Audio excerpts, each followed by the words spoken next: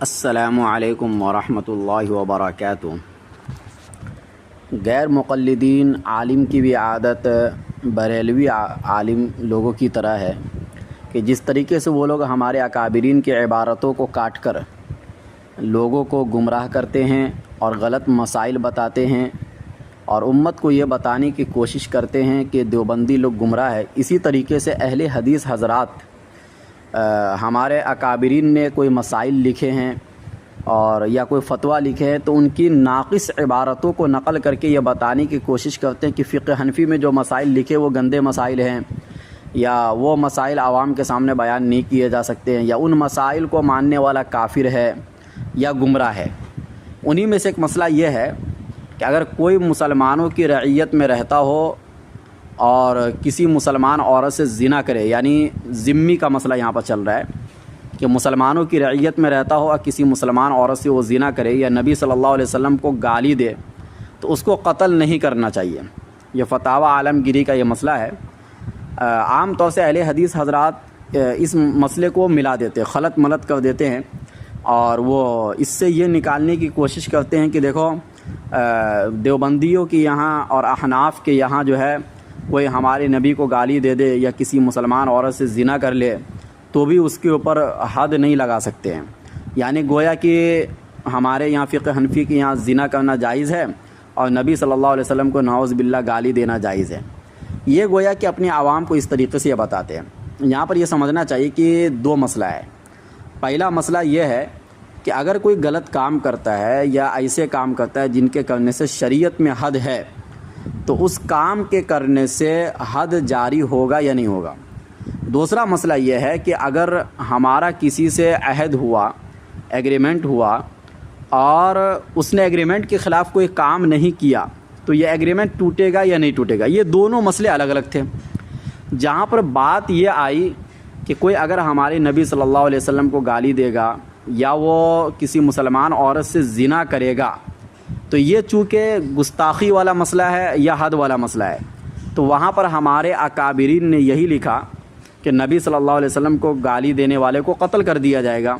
یا کسی مسلمان عورت سے زنا کرنے کی صورت میں اس کے اوپر حد لگایا جائے گا۔ چنانچہ فتاوی شامی میں موجود ہے کہ بل یقام علیہ موجبہ وہو الحد، کہ بلکہ اس کے اوپر اس کے موجب کو قائم کیا جائے گا اور وہ حد ہے۔ اور دوسری جگہ پر نبی صلی اللہ علیہ وسلم کو اگر کوئی برا بھلا کہتا ہے یا گستاخی کرتا ہے تو اس کے بارے میں بھی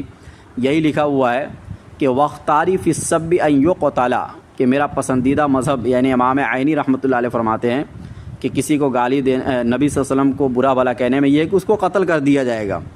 تو کہنے کا مطلب یہ ہے کہ جہاں پر یہ مسئلہ لکھا ہوا ہے کہ کوئی اگر یہ حرکتیں کرے گا تو اس کے اوپر کیا سزا جاری ہوگی، وہاں پر سزے کا بیان ہے۔ اچھا، یہ تو اس وقت ہے جب وہ کھلم کھلا ہمارے نبی کو گالی نہ دے۔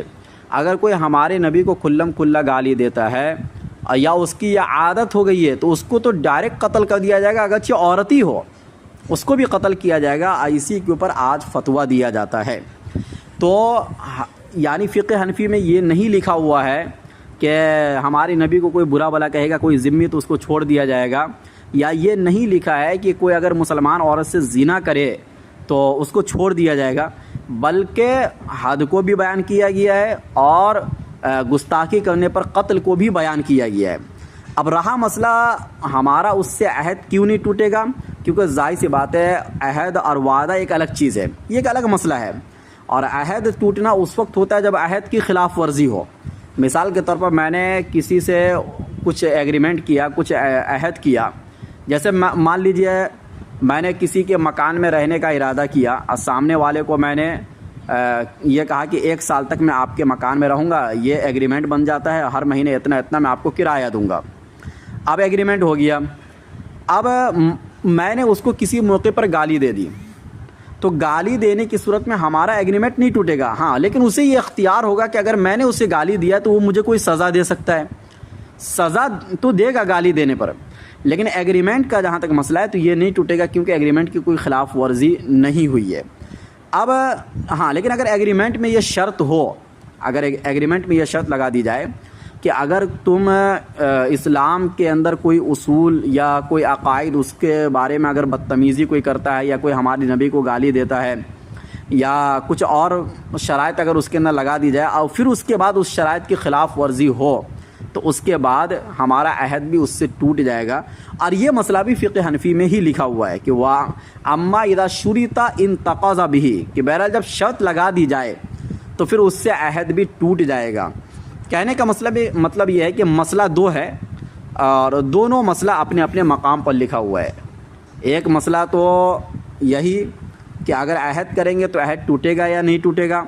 تو عہد کی جہاں تک بات ہے تو ظاہر سی بات ہے عہد کی خلاف ورزی اگر نہیں ہوگی تو عہد نہیں ٹوٹے گا. سارے لوگ یہ کہتے ہیں. اور اس کے اوپر اگر کوئی دلیل ہے، کوئی حدیث ہے تو اہل حدیث حضرات پیش کرے کہ بھائی یہ حدیث ہے کہ اگر کوئی ہمارے نبی کو گالی دے گا تو ایگریمنٹ جو ہوا ہوگا وہ بھی ٹوٹ جائے گا. تو ایسی کوئی حدیث تو ہے نہیں.